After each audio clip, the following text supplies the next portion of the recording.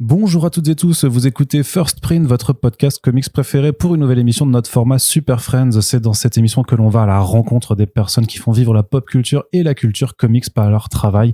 Et dans cet épisode, on aura le plaisir de nous entretenir avec Matteo Scalera, le dessinateur illustre de Black Science, mais qui a aussi travaillé depuis sur du Batman White Knight, mais aussi avec Mark Millar sur King of Spies ou Nemesis. Il est en tournée de dédicaces en France à l'heure où on enregistre, et surtout aussi en tournée promotionnelle pour son projet sur Kickstarter, The Fourth Father. Donc on va parler un petit peu de tout ça dans cette interview qui sera bien évidemment en anglais. Le générique se lance et je vous laisse en compagnie de Matteo.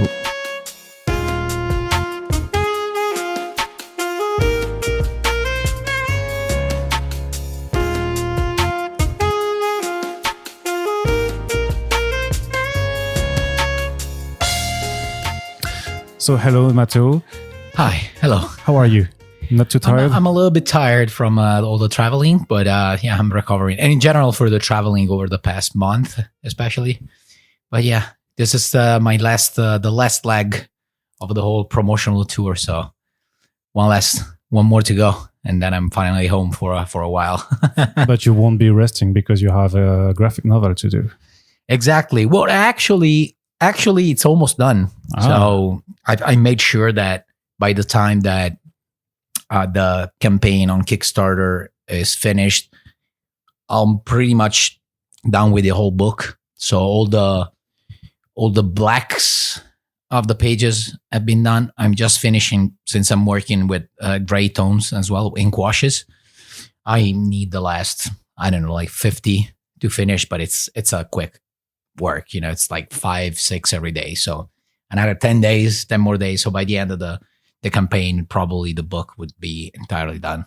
All right. So we'll get to the Fourth Father afterwards. Yes. But since it's been 10 years we spoke together, and I don't think that anyone remembered the interview we did at that time, can we just go a little bit further back? And how would you, because the last time I interviewed you, you told me that it was like you had a career for almost 9 years in the comics. So 10 years later, it's 19 years. 19 now, yes. Yeah, so how do you feel about that?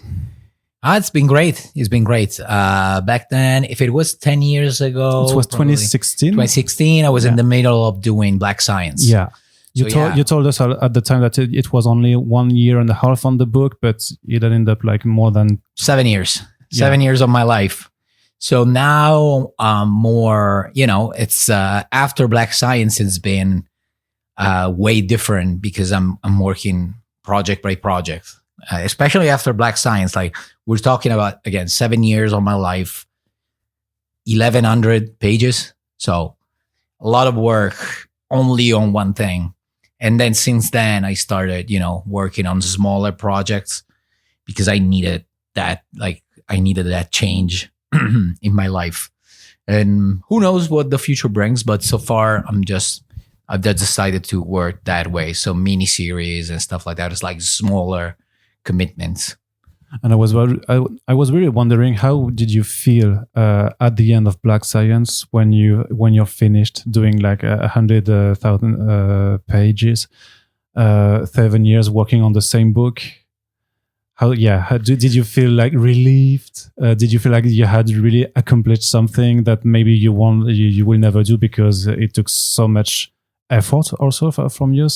Well, definitely it was, I was really proud because it's not, you should be. Yeah, it's not for everyone. Like if you look at all the comic book artists' careers, it's rare that you find somebody who's managed to do so much work on only one series, So I was really proud. The only thing I was sorry about is that originally we were planning on like celebrating when the last issue came out. We were planning on kind of celebrating, so doing a sort of tour in the United States for when the last issue came out. But unfortunately, like Rick had some family issues, like his father was not doing well. He ended up, passing away eventually, unfortunately. So it was a dark period for him. And then, it was 2019, the end of 2019. Then COVID happened, so that made things even worse. So the only thing that I'm really sorry about that is that we never got a chance to really celebrate, properly. That would have been very nice, and especially because Rick was not only working on Black Science, he had like 6 or 7 other titles. So it would have been nice to have like a bus and tour for like 10 days with all the teams. So Jerome Pena, Wes Craig, all the other guys were all friends. So it would have been nice to celebrate that way, but it didn't happen. But I'm still really proud of the fact that I was able to accomplish that. Do you have a favorite part in the whole series or not? Or do you just feel that the series is the whole per se? No, there's definitely a part that I really like, which is more or less midway through the series. I think it was the 4th arc when basically the whole team gets stranded away and Grant is by his own and on a god world, this particular planet, and we get to finally focus on him, his past, his childhood. So we finally, until then, Grant is not a really likable character. He has a lot of flaws. But now we finally get to see this other part of him. And also there's a moment in which Grant, he's with his, the vision that he has of his brother is not his real brother because it's all vision, it's all thing. And his brother tells him they're in a pub populated by animals, and in this pub they have a conversation, and he's like, his brother is like, he used to be a fun kid, and he mentions the fact that he used to look at the world with rose glasses, and now he only sees the world with brown shitty glasses, and it should his suggestion was you should start again to see the world that way. And from then on, we decided to do also more humor in the book. So this other part of the character comes out. And of course, then it becomes again a drama by the end. But there was this part that was really fun and really deep. So I really liked that part. And so when you were finished with that, did you immediately... were you immediately thinking about what you were going to do next, or did you want also to rest maybe a little bit as an artist? Because you could say like, okay, I've done my 50 issue book. Now I've done my maybe my magnum opus. Yeah. Should I just rest on that, or should I already go back to work because there are still new readers to get, there are still new projects to draw? How does it work in your artist mind? That was the plan originally. But then again, the life happened. So Rick was back then. He had problems again with his father health issues, and also he was. There was a moment in which he was doing a lot of series at the same time, and also. Back then, he came from, because there was a time in which Black Science there was an option, to become, I think it was Amazon back then, to become an Amazon series. So he had, because of that, he had to rewrite like the script like 25 times because they wanted it to be readapted to be a TV show. And so he was, at a certain point, I remember he told me he was writing the finale, but we had a lot of doors opened, meaning that there was a lot of storylines that needed to be finished. But he was so, his brain was so scrambled by all the ideas for the TV pitch that I remember he told me, dude, please help me, because right now I don't remember what is the comic book and what is the TV show, what I wrote for the TV show. And so it took him longer than planned to write the last issue number 43. It took way longer than planned. And I don't blame him. Again, it's life. So my plan was, okay, let's say, I don't remember the months exactly, but let's say I was expecting the last issue to be finished by March, and instead that bled into, I don't know, the summer. So my idea was, okay, March I'm gonna finish Black Science, then I'm gonna take at least a month break, or even more than that, and then I'm gonna jump on Space Bandits, which is my first book that I did with Mark Miller. Yeah. And instead, the two schedules overlapped. So at a certain point, and the last issue is like 54 pages. So I had to work on both of them at the same time. So there was no break, resting. Basically. Yeah. I think I managed to speed up the work on Space Bandits, and eventually I took a break after Space Bandits. I think I went to Vietnam with my girlfriend for like 3 weeks. So I managed to rest, but not exactly where I was supposed to. And how did you get into contact with Mark Miller? Did he write to you, or yeah? Yeah, he sent me an email years prior to that. I was still working on Black Science. I think we were around, I don't know, probably issue number 25 or so. And he asked me to do a book with him. And originally I said yes. And then I realized as we were approaching the moment, I was like, you know what? Like, because before that, when I worked with Marvel and Image at the same time, I was doing 2 books a month, and that was plus doing shows in the States. So that was incredibly stressful. The great thing was that you had my name on the shelves. Like every month there was at least, I don't know, like 5 titles with my name on it, because there was not only I was doing books, I was doing covers, I was at shows. So you would see me everywhere basically. And I told myself when I started doing Black Science, okay, I'm not going to do that anymore. So as the date was approaching to start working with Miller, I was like, dude, I'm doing it again. I can't do this to myself. So I told him, listen, Black Science is going to be done in like a couple of years. Why don't we, wait a second? And he was fine with it. He was like, yeah, no problem. Absolutely. So we decided to, postpone that moment. Unfortunately, he sold everything eventually to Netflix. So I'm not part of that deal. Unfortunately, if I did that book with him back then I would have been an owner of that project. So we would have sold to Netflix together. That didn't happen. So Space Bandit was already, a Netflix property. So it was paid work, like freelance work. And it was well paid because we're talking about Netflix, but, it's not the same as, just selling something to Netflix.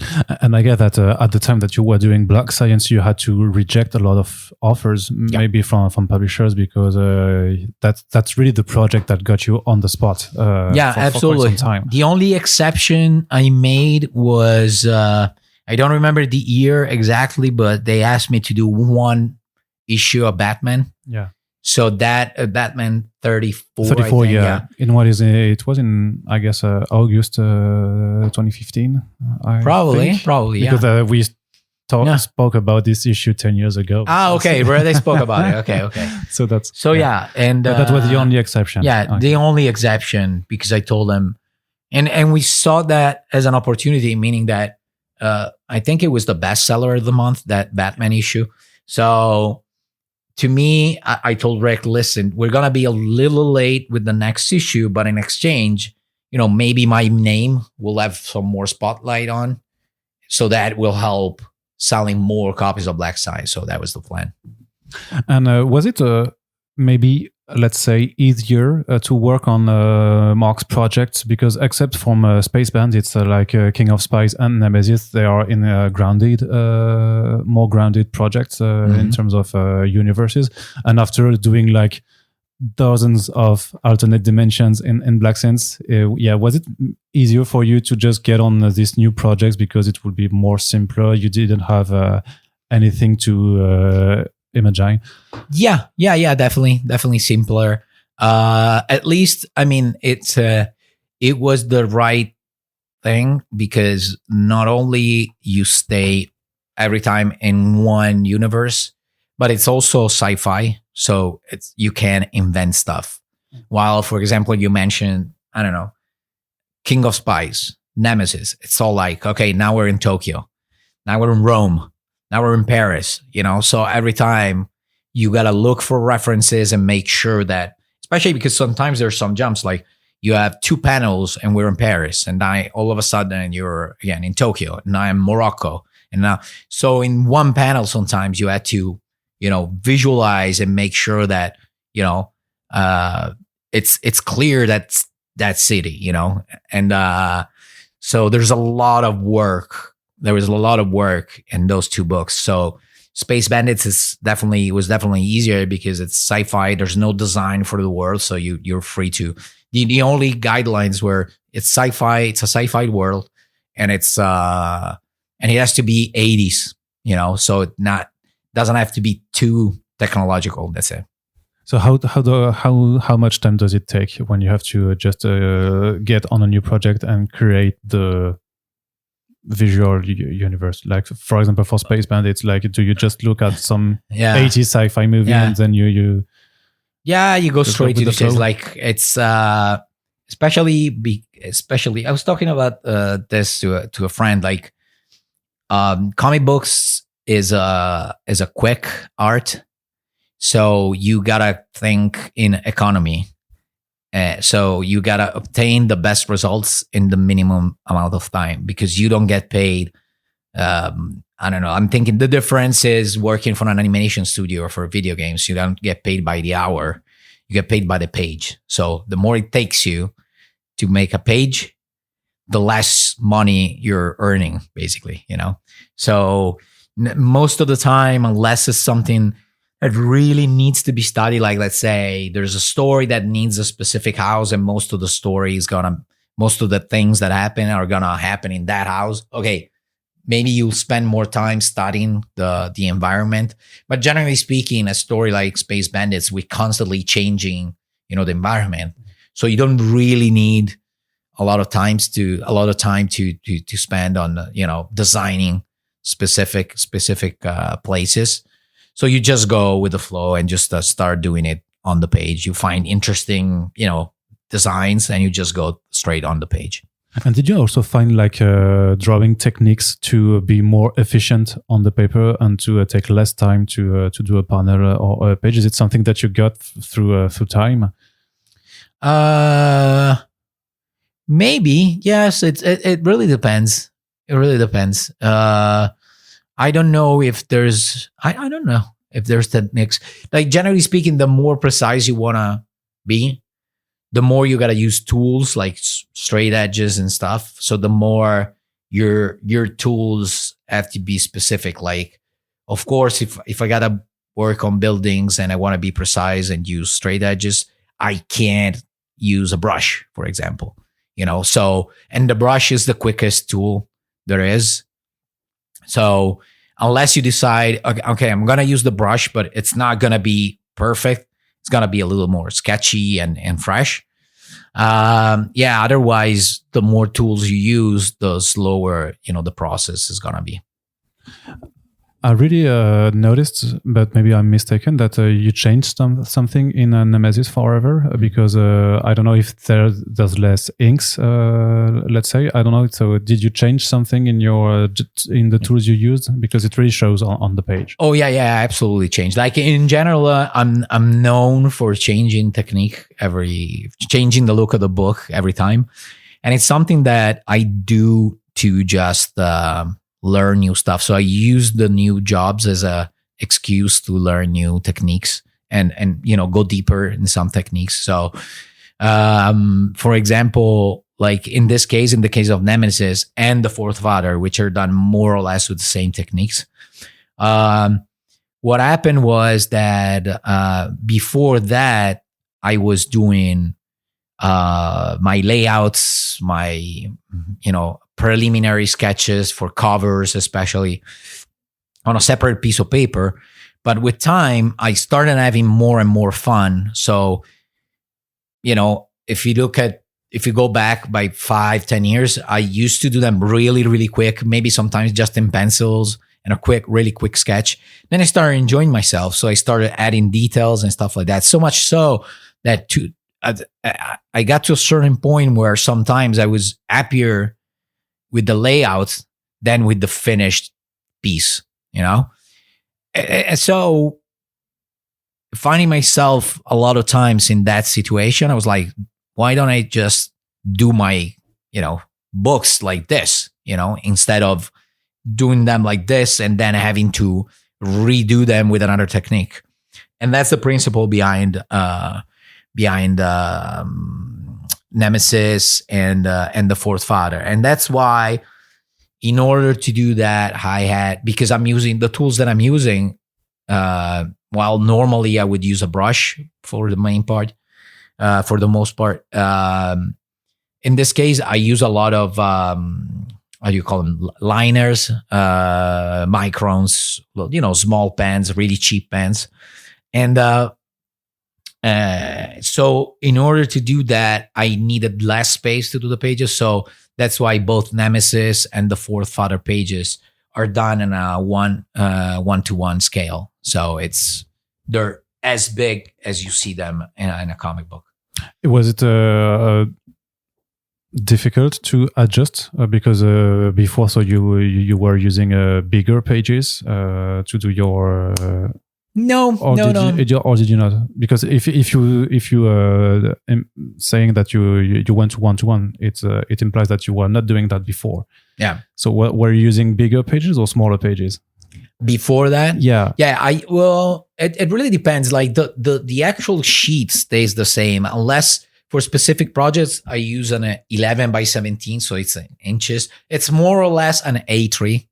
Okay. The type of paper. Yeah. It's just a little slimmer and a little taller piece of paper, the 11 by 17.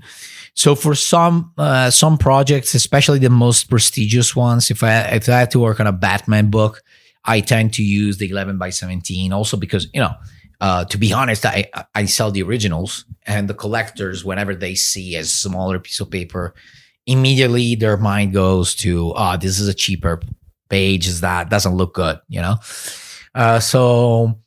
but even Black Science, for example, is the size of the pages is smaller than usual, and they're done on an 11 by 14, which is a weird format. Is almost a square format.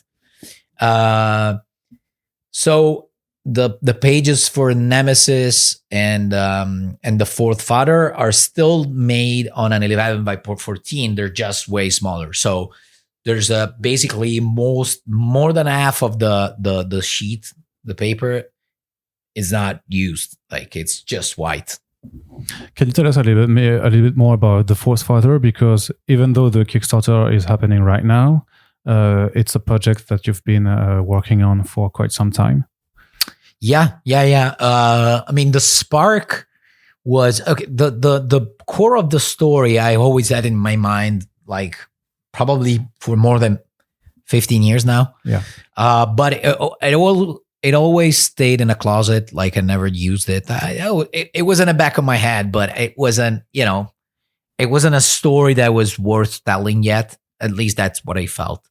And then in 2021, January 2021, I discovered that I was gonna become a dad, and so I had basically 9 months to ask myself 1,000 different questions about fatherhood. What kind of father do I want to be? I don't know if you're a parent. Nope. Okay, and I won't be.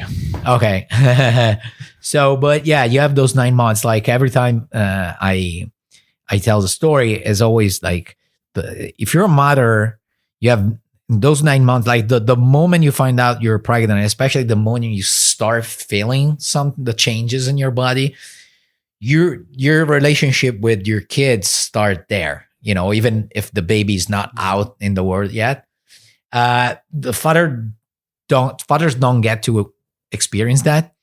So they have 9 months to just ask themselves the weirdest questions ever. So those questions, I saw at a certain point, wait, these questions, they match perfectly the story that I have. So finally that story started shaping up. And so I started writing it, and I started visualizing it as a movie. And then after a while, I decided, you know what? Let's start, writing a little bit. It was difficult at first because I wrote it originally in Italian, and my Italian over the past 20 years got so much worse.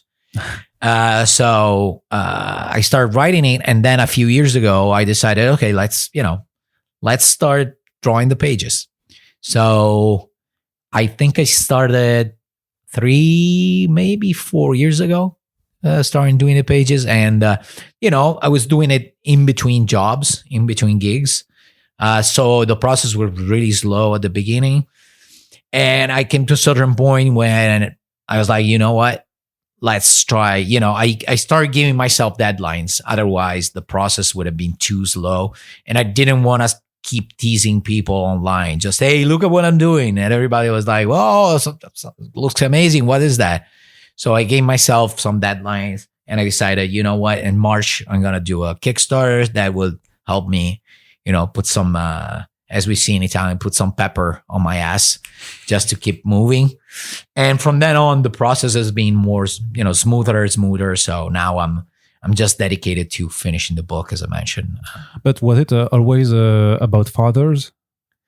Yeah. Or is it the concept of having fathers in your book just came from actually being a father? Yeah. The original concept was really basic. It wasn't nothing. Like, it was basically, the idea was I want to have 2 characters. Potentially in my head, there were like brothers and sisters, like siblings. And they have to go through an adventure, but eventually knowing that at the end, they'll have to compete for something. That was the original concept. So as you can see, I told you in what took me like 10 seconds, probably. So a very, very little concept. But I like that idea. And then the whole thing, came up later. But it was perfect. It started fitting the story like a. No, you're just not pointing it. Oh, okay, sorry. Correctly. It started fitting the story like a glove, So it was perfect. Could you pitch us The Fourth Father? What's it about? So basically, it takes place in the early 2000s, and no specific reason why the reason why I'm doing it in the early 2000s is because it's one of those stories when a lot of the story happens in the past. So the whole thing, the I don't know how to say it, but the mood of the story is one of those investigative stories. So you start with the present that is really confused, and then I'm going to show you details from the past. So by the end of the story, you'll finally have the whole picture. So that more or less. So there's a lot of, as we go on with the story, there's a lot of more and more, flashbacks. And I wanted the flashbacks to be in the, 50s, like late 50s, early 60s America, that kind of visual reference. So that's why, in order for things to match up in terms of dates, I had, I needed the story to be happening in the early 2000s. And also I realized after that it helps also that it happens in the early 2000s, because back then technology was not at the levels it is today. So some things would have, would have gone a different way if it was 2025, 2026. We're in New York. There's a couple of siblings, Danny and Sophie, and they are very different from each other. And they have a very hard time communicating with each other. And you can tell that they have a very painful past behind their shoulders, behind them. They're orphans. And but they both reacted. They each reacted in 2 very different ways. So Danny is really mad at war with the world. So he can find a way to adapt himself to where the world is going. And Sophie, on the other hand, is very responsible. She's a firefighter. She's very responsible, and she has her head straight. And so what happens is they cross paths with an old, like, retired superhero, the only real superhero ever existed, that used to be in action, let's put it this way, back in the 50s, 60s, and then he just disappeared. And since then, he's basically been living like a homeless guy. And he disappeared from society, and now all of a sudden, 40 years later, someone comes back from his past and he's looking for him, and they want to kill him. So now he needs help because he's old. He's been living under a bridge for like 40 years, and he can't face his enemies the way he is right now, and he needs their help. So he asks them for their help, both of them. And now you have this weird situation when you have these two siblings that already they don't get along, and now they find this weird guy, and they don't want to help him, but somehow they have to.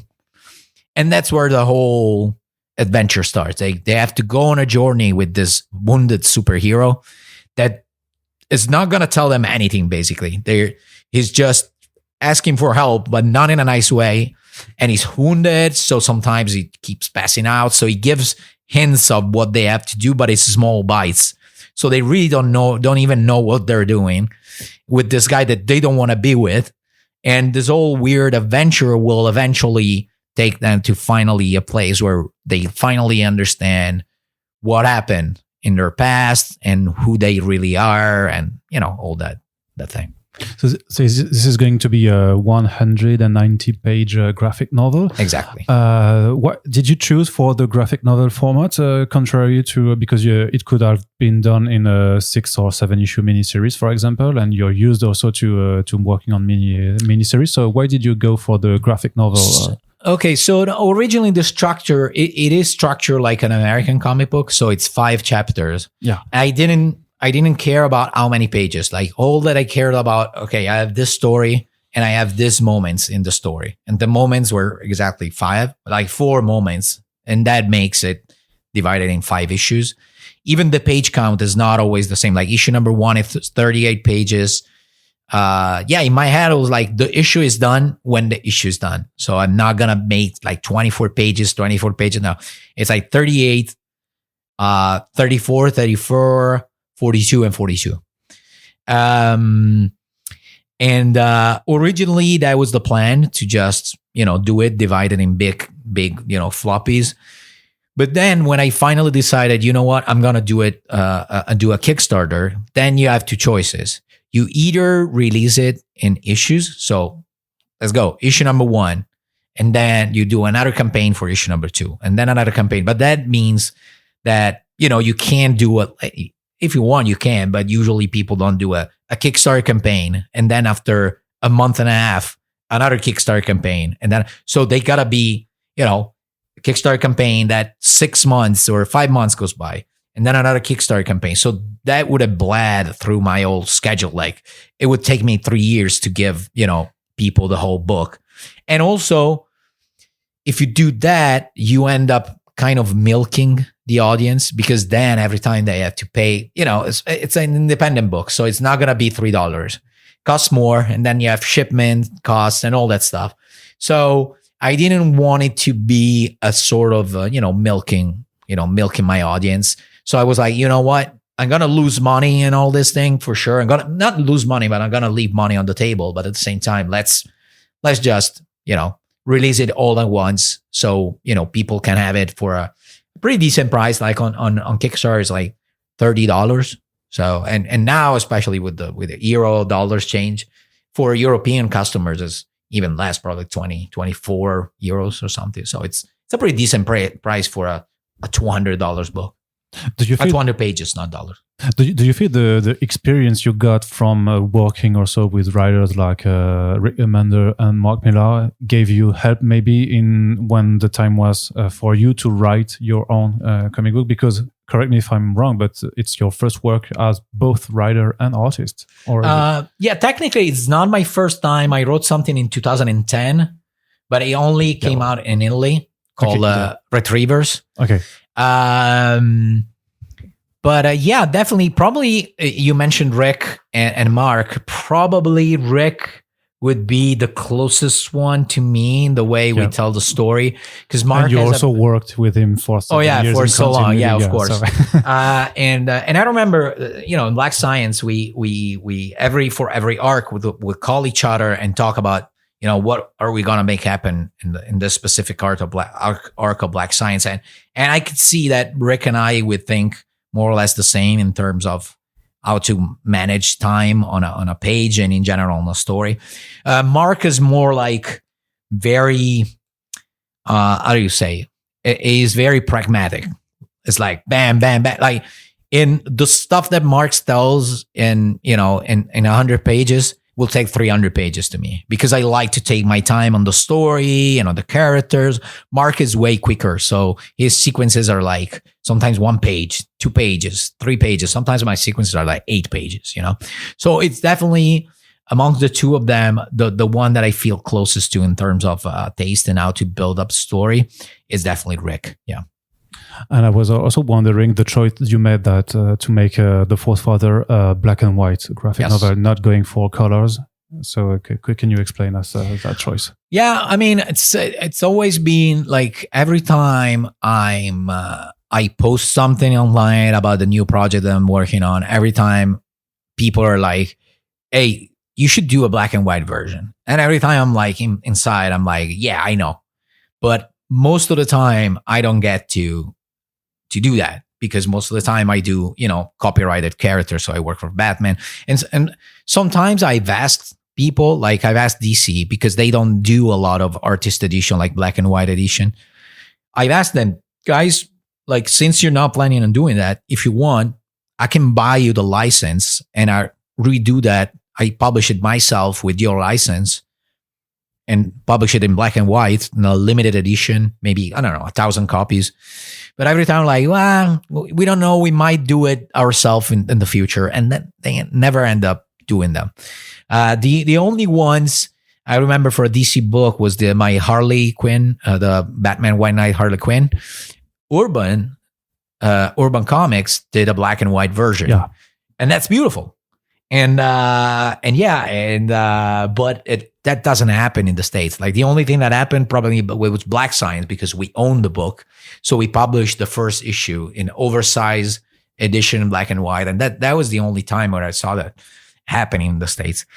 And yeah, it was a desire of mine to finally do something black and white, especially because my pages don't really need colors. So yeah, this was the chance to do it, and I decided to do it. And since we're almost at the end of the Kickstarter, it will end in 12 days right now. Do you already think about what's going to be your next project after the fourth? Is there going to be a fifth father or? Well, actually, like I have the story ends like it's a clear ending, so the story ends, but it's open, meaning that there could be potentially, another thing. I wouldn't mind doing an next one, but it has to be like for this chapter, it would have to make sense. So I would need to have stuff in my life happening in order to have new ideas, in order to have a story that's worth telling. Because I don't do, my job is to draw, not to write. So if I decide to write, it has to make sense. I'm not forced. I don't have to write new things for the next year, for example. So I'm just gonna do it if it really makes sense. I have a few concepts here and there in my head. They're not fourth father related, so they're new stories, but still, I need to give it that spark. The same thing that happened when I found out in 2021 I was gonna become a dad. That was a spark, and all of a sudden, all that story makes sense. I would need something to really talk about in order for to feel that what I'm doing makes sense and I'm not just writing a story, you know? All right. Thank you so much for your time, Matteo. No problem. Thank you. Thank you for having me. And yeah, thanks a lot.